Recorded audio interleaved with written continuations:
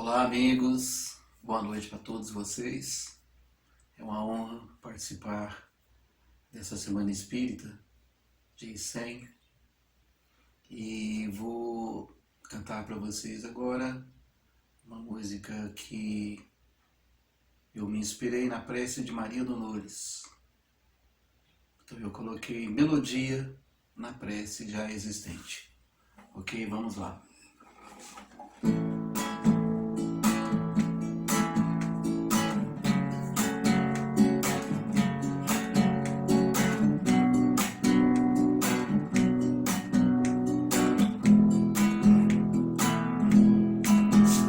Obrigado, Senhor, meu Deus, por estar sempre comigo, por este amor tão amigo que nos conforta na solidão. Agradeço-te o lar e a família e essa paz cheia de ternura, por me amar tanto sem censura, dando mais ânimo ao meu coração.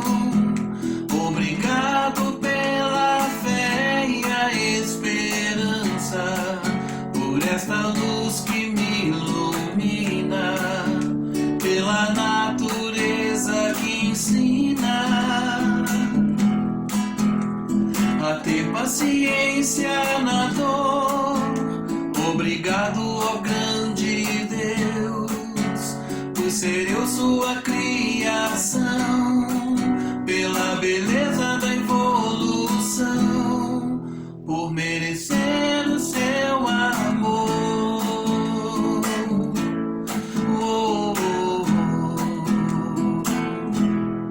Eu só vos peço, Senhor, força e humildade para caminhar, coragem para ser bom e te amar na condição de simples aprendiz.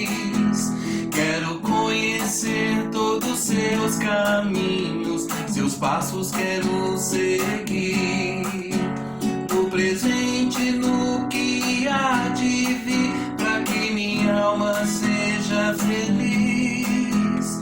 Obrigado pela fé e a esperança, por esta luz que me ilumina, pela natureza que ensina a ter paciência na dor.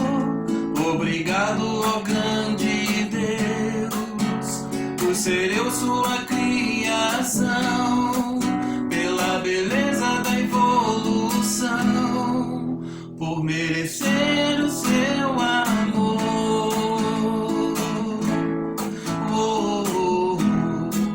Por merecer o seu amor.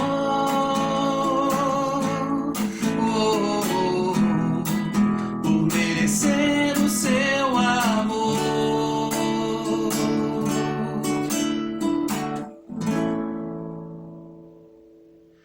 Vou cantar para vocês agora uma música que eu compus com um amigo de todos nós, que vocês já conhecem em suas palestras. Compus esta música em parceria com André Sobreiro. E ela fala de algo que é a nossa melhor ferramenta, que é o Evangelho de Jesus. Evangelho e coração.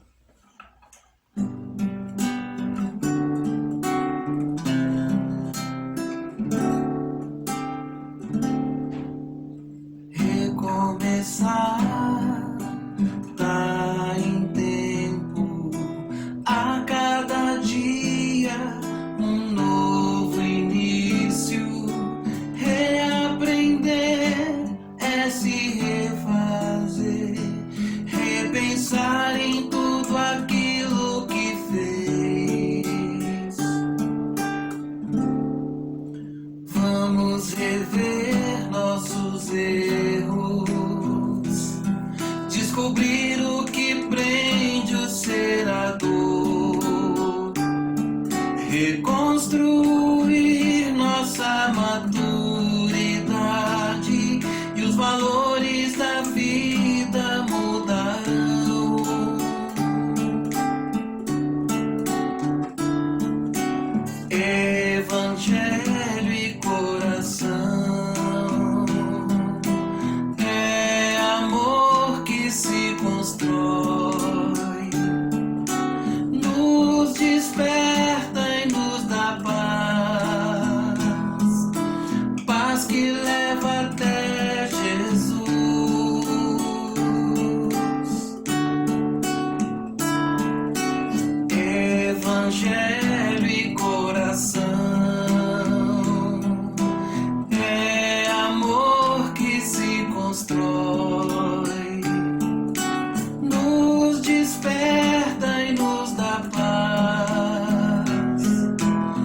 paz que leva até Jesus. Vamos seguir em frente, caminhar ao lado do nosso Mestre, modelo de amor e perfeição. Com Ele a felicidade é garantida. Recomeçar, nos reconduzir e assim chegar mais perto de Deus. Não precisaremos mais chorar, pois a felicidade assim será conquistada. Evangelho e coração, é amor que se constrói, nos desperta e nos dá paz, paz que leva até Jesus. Evangelho e coração, é amor que se constrói, nos desperta e nos dá paz, paz que leva até Jesus. Recomeçar tá em tempo.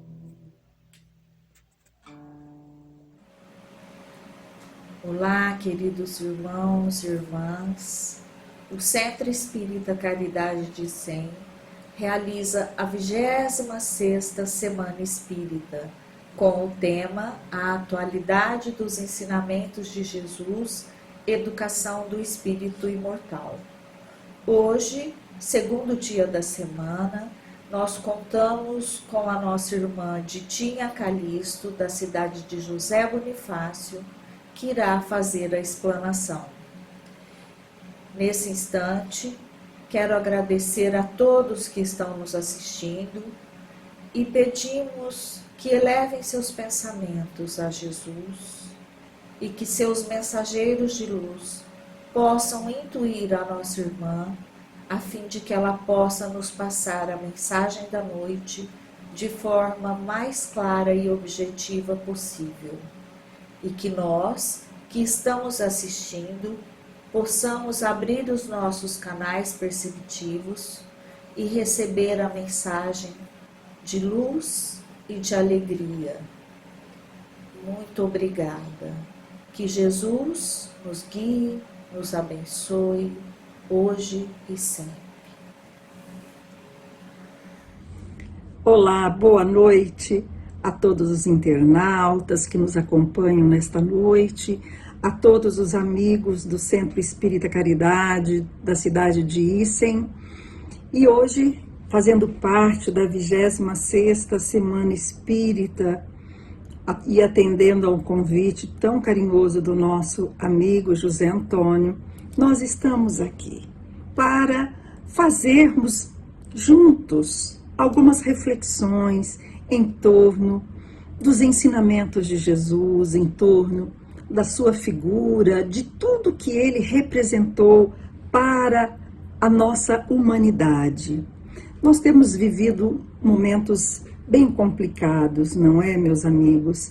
E passamos por uma crise moral muito grande, onde nós vamos percebendo, às vezes, uma certa insensibilidade com a dor alheia. Hoje, a agressividade, a violência tem tomado proporções que jamais vistas. Então, a gente vai percebendo hoje que as pessoas não só se distanciaram da presença, dos ensinamentos de Jesus, mas também ficamos prisioneiros com as falsas ilusões, fomos perdendo a referência do que é ético e do que não é, do que é bem, do que é mal. Então nós fomos perdendo toda essa referência até de quem nós somos e principalmente o que é que nós viemos fazer aqui neste planeta Terra. E a gente às vezes acompanha, hoje com esse mundo virtual todo a todo vapor, principalmente nesse período em que nós estamos passando com essa pandemia, e a gente percebe muito o comportamento de algumas pessoas ao adotar às vezes alguns ídolos para sua vida, e não pelas qualidades morais, pela ética dessas pessoas, mas por exibirem às vezes um tipo de dança diferente, por ter um comportamento extravagante. E as pessoas vão adotando esses ídolos e adotando esses padrões de comportamento, e isso tem gerado conflitos, tem gerado um adoecimento dos corações. Então, nós temos visto um índice crescente de pessoas com depressão, pessoas com dificuldades para dormir, passando a ficar dependentes de drogas lícitas, ilícitas, enfim. Eu costumo dizer que a gente me faz muito lembrar a parábola do filho pródigo, onde aquele filho que gastou toda a sua fortuna, que saiu de casa para aproveitar a vida, e vai chegando um momento em que ele percebe que ele está se alimentando da comida dos porcos. E aí ele sente vontade de retornar para o Pai. Então muitos de nós estamos nesta fase, nos alimentando dessas comidas dos porcos, deixando de usufruir das benesses que é quando nós estamos voltados para as coisas do Espírito, para esse ser, essa essência que somos nós. Então, quando a gente lê a pergunta 625 do Livro dos Espíritos, onde Allan Kardec, o nosso codificador, pede um modelo padrão, vamos chamar, um guia para a nossa humanidade. E eles nos apresentam a figura de Jesus como a figura mais perfeita que já esteve aqui no orbe terrestre. E nós, espíritas, que temos já recebido tantas instruções, afinal de contas, o Evangelho está entre nós há mais de 2000 anos. Quantos livros nós já lemos, quantas palestras assistidas. E nós hoje temos dificuldade de identificar quem é Jesus. Porque nós batemos no peito que amamos a Jesus, mas quem Ele é para nós? O que Ele representa para a nossa vida? E eu faço essa pergunta para você, quem é Jesus? Eu não sei quando Ele entrou na sua vida, mas de uma coisa eu tenho certeza, eu posso garantir, que tudo o que Ele disse, tudo o que Ele ensinou, tinha um único objetivo, que era fazer gente feliz, fazer a gente feliz. Mas vamos lá, quem é Jesus para nós? Ele é conhecido por nós, por muitos, como Jesus de Nazaré. Ele não costumava frequentar as sinagogas, frequentava muito pouco, não deixou nenhuma religião, não fundou igrejas, estava sempre no meio das pessoas pobres, doentes, aflitas. Pregou mais ou menos por 3 anos. Ele esteve entre nós com seu messianato. Mas, que mais que esse Jesus fez? Bom, quantos sermões Jesus proferiu? Muitos de nós espíritas que dizemos que amamos a Jesus, que temos Ele como um ídolo para a nossa vida, às vezes nós não sabemos quantos sermões Jesus pregou. E ele então proferiu 4 sermões. Então nós temos o sermão das bem-aventuranças, quando ele nos apresentou a plataforma do seu messianato.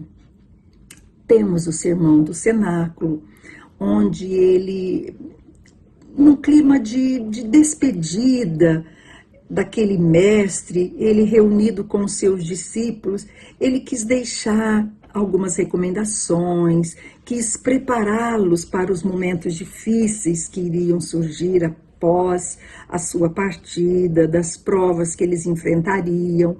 Então, ele deixou essas palavras consoladoras: crede em mim, né? Eu, na casa do Pai, tem muitas moradas.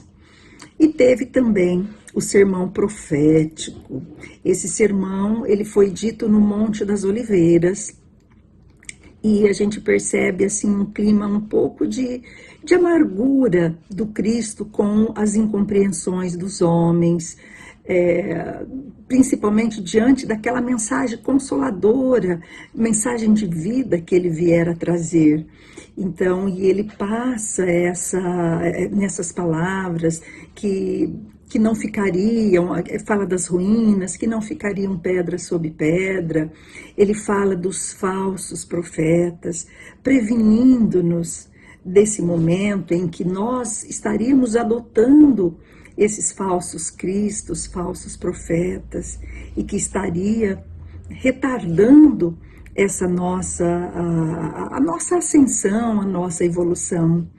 E tem também o sermão dos 8 ais, né? Ai dos escribas e fariseus, que foi também uma advertência para os escribas e para os fariseus, que eles tinham uma religião mais como um meio para eles chegarem aos seus objetivos, e não apresentavam uma fé sincera, né? Não tinham a virtude necessária. Então, mas como os fariseus eram pessoas muito influentes ali em Jerusalém, e ele fala dessas advertências. Então, esses foram os 4 sermões. Eu convido você a conhecer toda a essência desses sermões. Eu não vou passar isso hoje, porque não é a temática nossa de estarmos comentando isso. Mas Jesus também contava muitas histórias, porque era um meio didático que ele tinha para deixar os seus ensinamentos, para que esses ensinamentos fossem lembrados, fossem deixados para nós hoje, porque os seus ensinamentos hoje, 2000 anos depois, são atuais para o nosso entendimento. Então, estima-se que ele contou mais ou menos 50 histórias, né? E foi tão importante a presença dele que ele dividiu a nossa humanidade em 2 períodos, um antes dele e depois dele. Mas hoje, nessa reflexão, nós queremos resgatar este mestre, este coração generoso, preocupado com a nossa conversão, preocupado com a nossa felicidade, traçando-nos uma direção para a nossa vida. Mas eu te pergunto, quais foram as últimas palavras deste mestre? Você sabe que muitos de nós espíritas não sabemos quais são as últimas palavras dele. E últimas palavras, acreditam alguns que sejam aquelas ditas lá no Monte Calvário. Mas não foi, porque Jesus depois esteve como espírito, com o seu corpo espiritual, esteve entre nós, falou para os 500 da Galileia, se apresentou aos seus discípulos, a Maria Madalena. Mas tem um diálogo muito, muito legal, muito importante para nós. Estavam 2 dos seus discípulos, muito entristecido, como todos estavam entristecidos, e eles caminhavam agora para uma comunidade muito próxima dali, que era a comunidade de Emaús, que ficava mais ou menos uns 15 quilômetros de Jerusalém. E todos estavam cabisbaixos, entristecidos com a partida do mestre. E eles de cabeça baixa, 2 deles caminhando, conversando, quando um forasteiro se aproxima deles e pergunta: o que é que falais entre vós? E um deles, de nome Cleófas, diz: mas como? Você é o único forasteiro que não sabe o que aconteceu com Jesus de Nazaré? Você não sabe o que os sacerdotes e que o povo fizeram crucificando ele que era um inocente? Está certo que ele prometera retornar e até agora já se passaram 3 dias e ele não retornou. E aí, nesse momento, esse forasteiro dá-lhes uma lição e diz: ó, lentos e tolos de coração, para as coisas que já vos ensinaram os profetas. E nesse momento, ele foi abrindo as escrituras e foi conversando com aqueles 2 de cabeça baixa, e ele foi tecendo todos os ensinamentos, até que chegaram às portas de Emaús, e os 2 entraram, e percebendo talvez que estivesse muito tarde, convidou esse forasteiro para cear com eles. E o forasteiro vai, senta-se à mesa, e quando ele vai partir o pão, os olhos dos apóstolos reconhecem. Era o mestre que estava ali entre eles, mas rapidamente a imagem, o mestre desaparece. E aí eles ficaram agoniados. E eles diziam entre si e resolveram voltar para Jerusalém para conversar com os outros discípulos, outros apóstolos. E eles comentavam: mas como nós não percebemos que era ele? Como que o nosso coração não queimou na presença dele? E assim eles chegam junto com os outros discípulos, e o mestre também aparece para todos eles e fala, inclusive, que prepara-os para o Pentecostes, e deixando-lhes: a paz esteja convosco, e eu vou mandar sobre vós o Espírito Santo prometido para o meu Pai, que vai permanecer na cidade, e diz para eles: permanecei na cidade, até que sejas revestido da virtude do alto. Então, quando nós analisamos esta palavra, ó tardos e lentos de coração, eu me incluo nesta condição.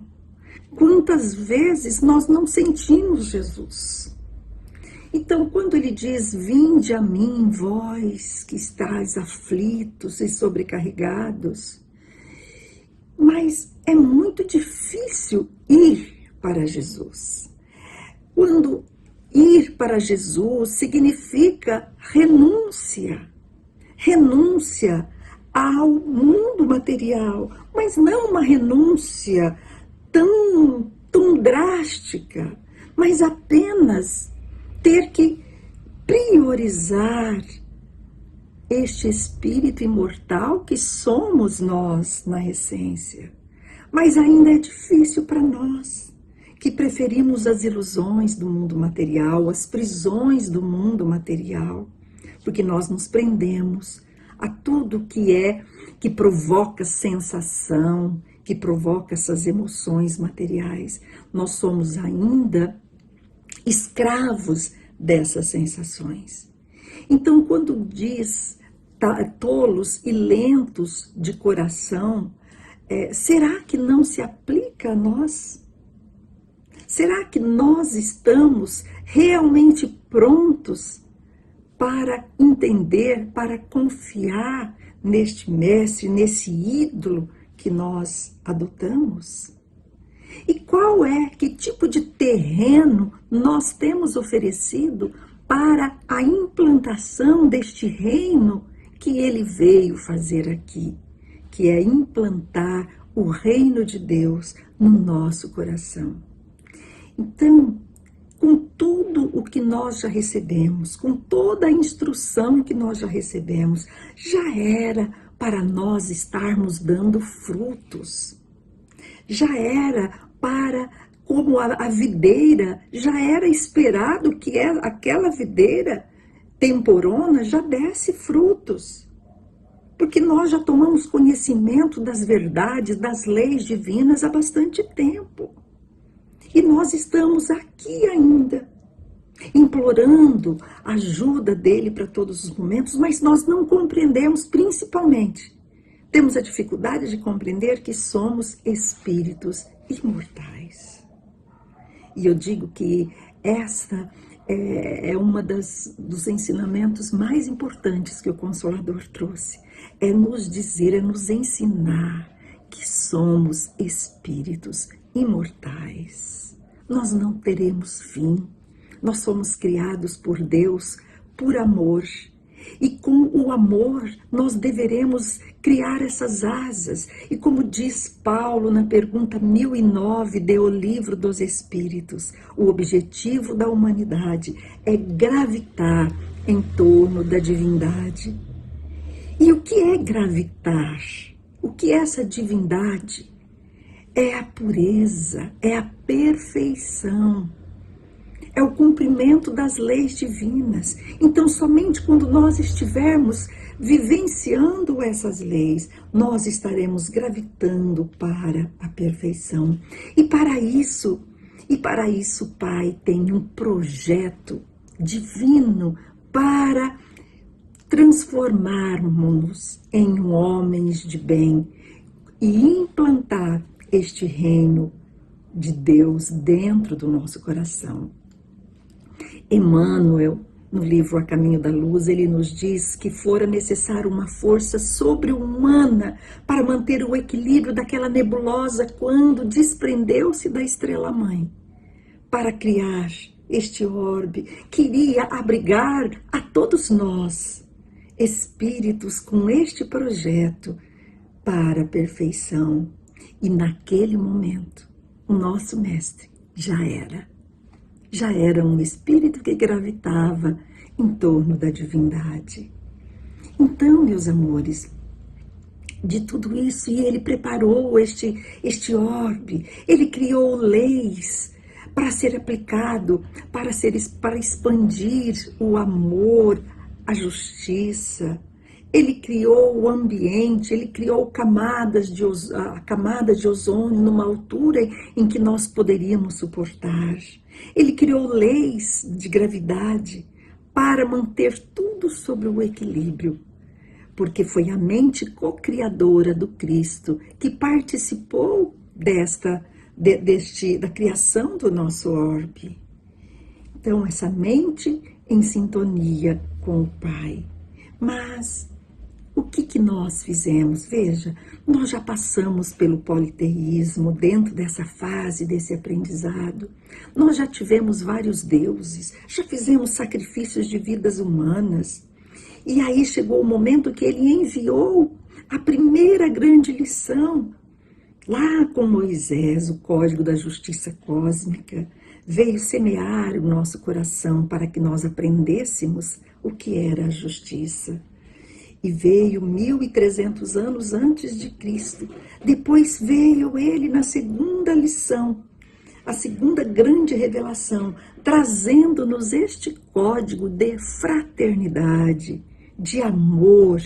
E ele, contam-se os benfeitores espirituais, que ele ficou 1000 anos na terceira dimensão, preparando um corpo para estar encarnado junto de nós. E aí ele chega, muda aquela visão de Deus que a gente tinha, que era aquele senhor do exército, aquele velho de barba branca. E aquele momento nós ganhamos um pai que era bondade, um pai de justiça, um pai de amor. E ele então, naquele momento, Jesus nos promete que ele rogaria ao Pai e ele enviaria depois um Consolador para, como o próprio nome diz, consolar a dor. Por que consolar a dor? Porque dentro deste percurso, desse aprendizado nosso, nós temos a liberdade de fazer escolhas, mas nós nos perdemos nessas escolhas e fazemos escolhas equivocadas, que compromete a nossa evolução, que compromete o nosso caminhar, por nos tornar cada vez mais prisioneiro das sensações. Então ele sabia que nós estaríamos já vivendo esse período de nos alimentarmos da comida dos porcos, ou seja, de tudo isso que provoca só a sensação, e esquecendo do espírito, daquilo que é essencial. Então ele envia o Consolador para nós. E quando o Consolador chega, ele chega com essa terceira grande missão, que era realmente implantar este reino agora com uma visão maior. Agora nós já ultrapassamos aquele entendimento que Deus era Pai, e agora nós entendemos com o Consolador que ele era a inteligência suprema, a causa primeira de tudo que existe. E que ele nos oferece, então, essas várias oportunidades, e com a filosofia que o Consolador trouxe, falando de reencarnação. Então nós podemos entender que essa justiça, ela é real. A justiça divina nos dando oportunidades, que nós não somos julgados, mas nós somos considerados por aquilo que somos capazes de fazer, pelas nossas potencialidades. Porque seremos capazes de viver o amor, porque afinal de contas, nós fomos criados pelo amor. Então essa inteligência suprema, e junto com este Mestre, este Cristo de Deus, foi-se estabelecido um plano de progresso para esta implantação do reino de Deus. Então nós temos uma proposta a longo prazo, que vai ser a implantação do reino de Deus no coração do homem. Então a meta deste reino é o homem de bem. Então, para isso, Jesus deixou-nos um roteiro para que nós sejamos esse homem de bem, para que a gente vá reformando este homem velho, este homem primitivo, este homem ignorante. E ele deixa aquela sequência que nós temos que ser humildes, temos que ser brandos nos nossos relacionamentos, dentro de casa, no trabalho, temos que ser pacíficos. Por que humilde? Porque a humildade nos coloca na condição de todos como irmãos. Nós não somos superiores a ninguém. Estamos no mesmo barco, na mesma nau, rumo a essa trajetória da felicidade, da pureza de espírito. Então, por que essa proposta ela é a longo prazo? Porque nós precisamos desta ação, desta reforma este homem de bem, ir eliminando esses vícios que nós temos tanta dificuldade de eliminar, tirando o egoísmo. Então vai ser necessário este entendimento do filho pródigo, porque nós esbanjamos a fortuna até agora, e o nosso coração é um terreno pedregoso. Então, esse terreno, para implantar o reino de Deus, se faz necessário a britadeira mesmo, trabalhar esse coração duro, esse coração que não perdoa, que não é misericordioso, esse coração que é capaz de separar os irmãos, como quantas pessoas, quando iniciou essa pandemia, diziam: isso é lá na China, como se nunca fosse chegar aqui, como se a dor de lá não doesse também no nosso coração. Quando eles perdiam os entes queridos, a gente achava, tá longe, né? Isso é com eles. Então, um vírus tão minúsculo veio nos ensinar que não existem barreiras. Então, essa proposta do reino de Deus, nós vamos ter que seguir este roteiro que ele deixou, que é a humildade, a brandura, ser misericordiosos. Então, nós temos mania de julgar as pessoas, de condenar as pessoas, de não perdoar as pessoas. Então, nós estamos muito distantes, e por isso a dor, ela se faz necessária na nossa vida. E eu falei que era um projeto em 3 etapas. Então, nós tínhamos uma proposta a longo prazo, que é essa da criação do reino de Deus no coração do homem. Mas tem uma proposta também deste plano a médio prazo, que é criar um reino de esperança, onde a dor, ela vai ser uma instrutora para todos nós. Então, é essa dor que sentiu o filho pródigo quando se alimentava da comida dos porcos. E para isso, o que Jesus disse? Bem felizes, misericordiosos, né? Aqueles que sofrem perseguições, que são injuriados, e nos previne que no mundo a gente teria muitas aflições, mas tem de bom ânimo, porque eu venci o mundo. Então, nesse terreno, esse plano de esperança, é um momento em que nós vamos sentindo a necessidade de trocar o nosso RG. O que é isso, Ditinha? Trocar RG? Eu já tirei meu RG, não precisa trocar. Precisa. É o RG do cidadão imortal. É quando nós trocamos aquela identidade de cidadão da terra e descobrimos que somos imortais. Então somos cidadãos do universo. É aqueles que não têm barreiras. É aquele que enxerga a grande família universal como a única família. É aquele que quer dar-se bem com todos e não se dar bem em cima de todos. É aquele que já começa, então, a cuidar das coisas do espírito. E para isso, às vezes, nós vamos entender que a dor, ela vai ser muito necessária na nossa vida.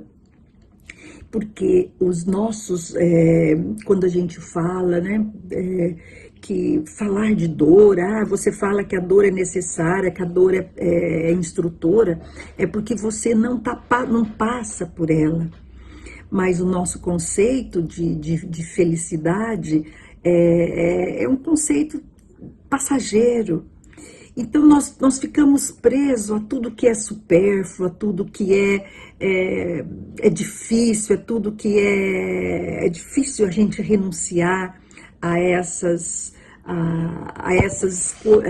proporções, a esses apegos das sensações que a matéria nos proporciona. Então, fica difícil às vezes a gente entender quando Jesus fala bem felizes são os que sofrem, né? Que coisa estranha Jesus falar isso, por que bem felizes? Mas aí a gente se lembra de João, no capítulo 4, versículo 7, que ele diz que Deus é amor, e aquele que não ama não conhece Deus. Então, o amor, ele precisa ser construído dentro de nós, mas sem este aval, sem essa construção material, porque o amor é sentimento, o amor é ação. Então, é por isso que a gente fala, né, que quem ama educa. Então Deus, nesse propósito de nos ensinar, Ele educa para que a gente possa ter um relacionamento melhor com Deus. Que a gente saia daquela prisão do ego, porque nós estamos tão apegados às vezes ao nosso ego, né? E a gente tem essa dificuldade. Eu me lembro de uma passagem linda do livro Paulo Estevam, um encontro, eu acho que a maioria de nós lemos o livro Paulo Estevam, e aqueles que não leram, estão perdendo.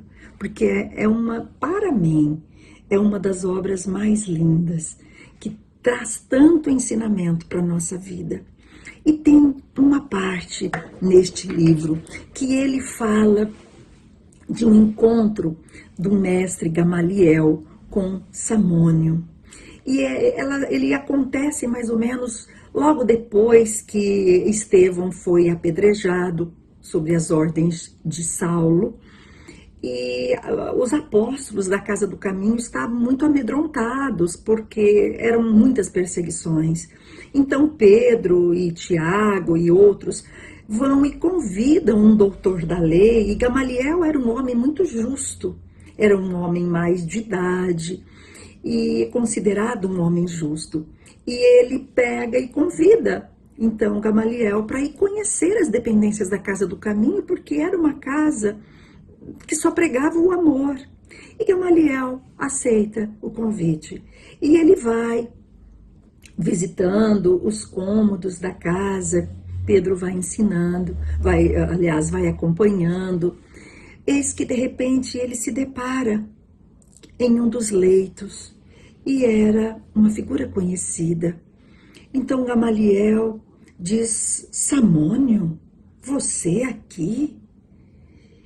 E Samônio, o amigo, diz: pois é, Gamaliel, eu fui acometido pela lepra, e rapidamente a minha família tomou posse dos meus bens, e me colocaram no vale dos imundos. E lá eu senti frio, fome, e resolvi sair à busca daqueles amigos que sentavam-se à minha mesa, que se refastelavam da minha comida. E fui procurar esses amigos, mas as minhas pernas tombaram e eu caí desacordado.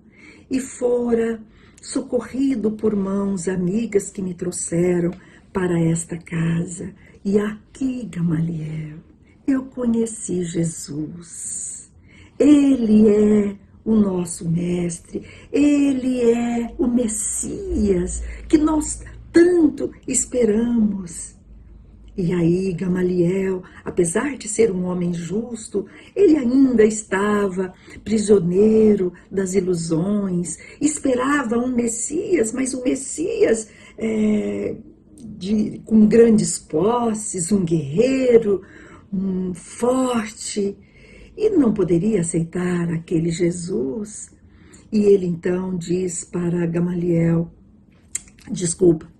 Samônio: sim, Samônio, eu sei que esse Jesus foi um homem muito bom, ele teve muitos seus valores, mas aceitá-lo como Messias, isto é demais para mim.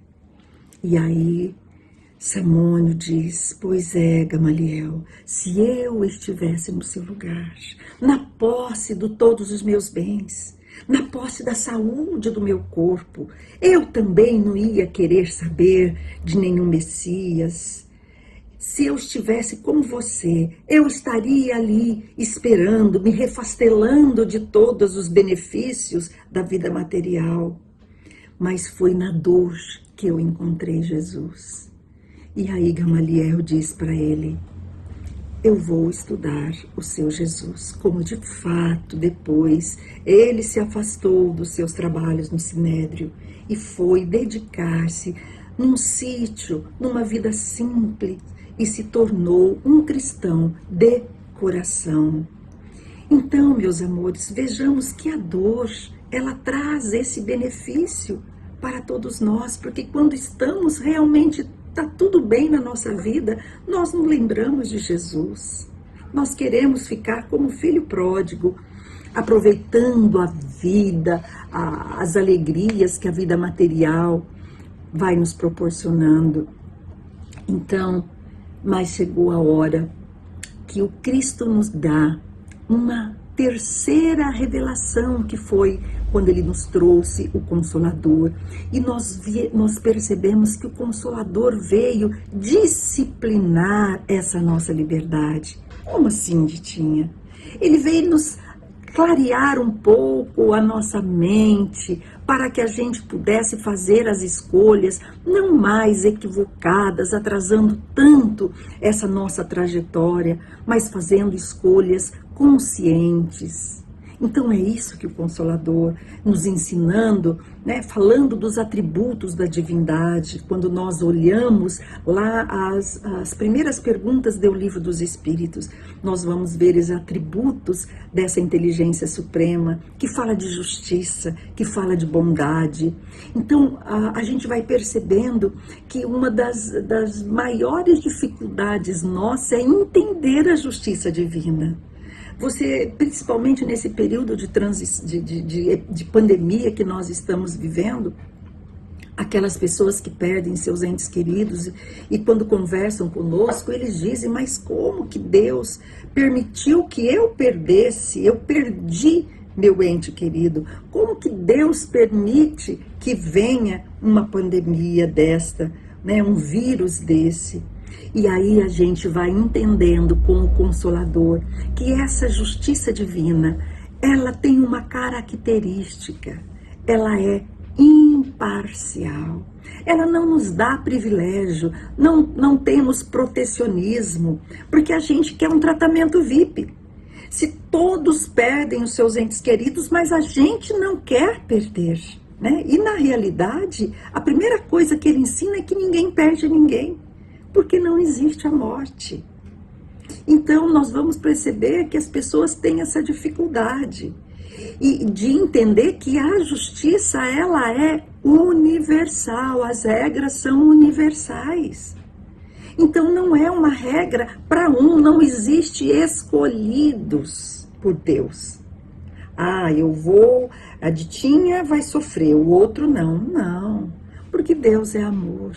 Tudo que Ele faz é para nos ajudar nessa construção, para que a gente possa voltar para dentro da nossa consciência e seguir o que está escrito nas leis divinas. Então, meus amores, eu me recordo uma vez de uma amiga que foi não foi agora nesse período que a gente está aí com dificuldade, porque não chove, choveu esses dias, mas muito pouca chuva, então era um período de grande estiagem, foi há alguns anos aí. E tem uma amiga que a gente era muito amiga desde quando ela casou-se, ela engravidou, e quando ela engravidou, ela teve uma menina e ela falava, né, eu vou guardar dinheiro porque eu quero fazer uma festa nos 15 anos da minha filha. E realmente guardou dinheiro e chegou a época dos 15 anos, né? Que coincidia com aquele período nosso de estiagem. Então, e ela planejou tudo, salão de festa, enfim, tudo de primeira, as roupas, tudo perfeito. Era um sonho de princesa que a menina ia ter.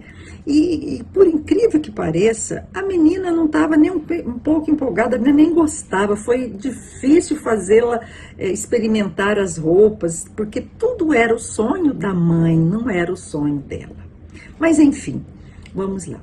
E ela então, né, toda chegando já o dia da grande festa, né, festa para a mãe, e eis que todo mundo rezando e pedindo chuva, e quando ela foi consultar a meteorologia para o dia da festa, dizia que ia chover.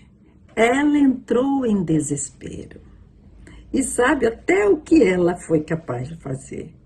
Né? Não sei se você sabe dessa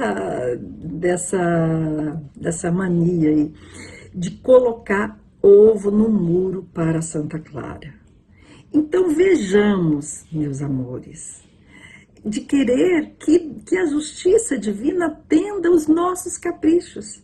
Então, uma população toda precisando de água, mas esta água não poderia prejudicar uma festa. Então veja como que nós somos. Nós queremos esse tratamento VIP. E não é assim que acontece. Porque a justiça dele é perfeita. Por quê? Porque nós temos que aprender a valorizar as coisas da alma, valorizar tudo aquilo que nos ajuda a crescer, a evoluir. E para isso, o que o Consolador nos fez? Ele nos ensinou uma regra áurea. E que se nós seguirmos essa regrinha, a gente vai estar dando passos muito mais largos, com destino à nossa perfeição, à implantação deste reino de Deus, que é: faça ao outro aquilo que queremos para nós. Então, quando a gente tiver dúvida se o que nós estamos fazendo é bom ou é mal, pergunte: eu gostaria que isso fosse feito para mim? E se a resposta for positiva, ótimo, é sinal que isso também vai ser bom para os outros. E agora eu me lembrei de um conto do Irmão X, de um livro dele, que dizia assim, que tinha um leiteiro que entregava leite numa vila, né, umas pessoas, e de repente a qualidade do leite melhorou drasticamente. Passou a ser um leite maravilhoso, um leite puro, um leite gordo, né? Hoje a gente não pode mais ficar aí abusando de leite gordo, a gordura já não faz bem. Mas enfim, né, a qualidade do leite estava excelente, formavam aquelas natas, e as comadres começaram a se conversar e todas admirando a maravilha que era esse leite que havia se tornado de repente. E resolveram indagar, então, o entregador de leite, o leiteiro. Aí, determinado dia, ele chegou para fazer entrega com a sua carrocinha, e as comadres estavam todas ali reunidas e foram perguntar para ele, mas olha, não recordo o nome do personagem, mas dizendo a ele: mas o que o senhor fez? Porque o leite está maravilhoso. Aí ele falou: olha, eu vou contar, eu fico até envergonhado, mas eu vou contar. Mais ou menos uns 15 dias, me levaram para conhecer um centro espírita. E lá me apresentaram o Evangelho de Jesus. E eu comecei a ler e a estudar. E aí eu percebi uma coisa, que eu não podia mais ser do jeito que eu era. Que se eu queria realmente, se eu queria seguir, e agora que eu estava conhecendo, eu não podia mais colocar água no leite. Então, eu passei a me comportar de acordo. Então, meus amigos, veja como que é interessante, como que o que o Evangelho provoca na nossa vida. Então, tem que ser assim. Porque se nós quisermos edificar este reino de Deus, nós temos que começar a trabalhar nessas propostas de vivência do Evangelho.